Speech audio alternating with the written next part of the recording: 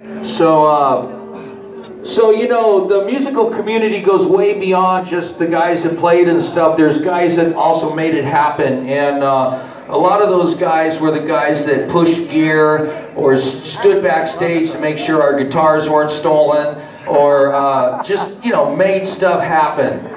So I want to bring a guy who is part of the East Bay scene. He's been around for a long time, and I know that he certainly has helped out in many gigs.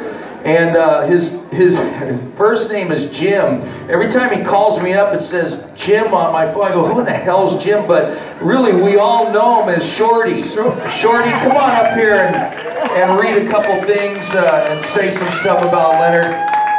I got a quick Shorty story. You know, we were doing the 40th Summer of Love gig, and I actually wasn't involved, but Shorty called me up and said, hey, will you come and help me out? So we do that for one another. So I was working for Shorty that gig, and we were on stage, and he kept going, man, you know, everything's cool, everything's running right along, and I'm not getting in any fights or anything, and everything's gonna be cool. And like, I turned around, and the next thing I knew, he was in the crowd, like fighting with some guy, and I had to pull him off the stage. He had blood all over his face and shit.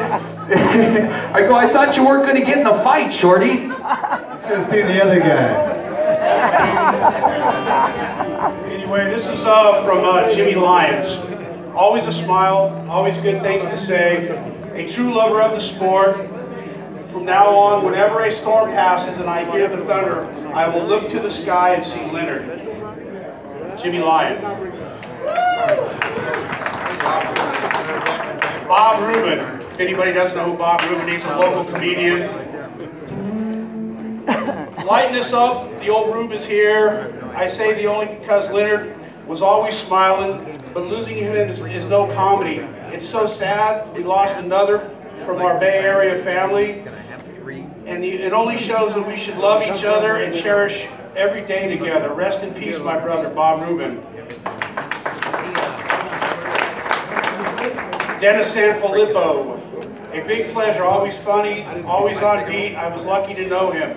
Mr. Lucky, Danny Sanfilippo. If anybody doesn't know who Dennis Sanfilippo was, he hit the lottery for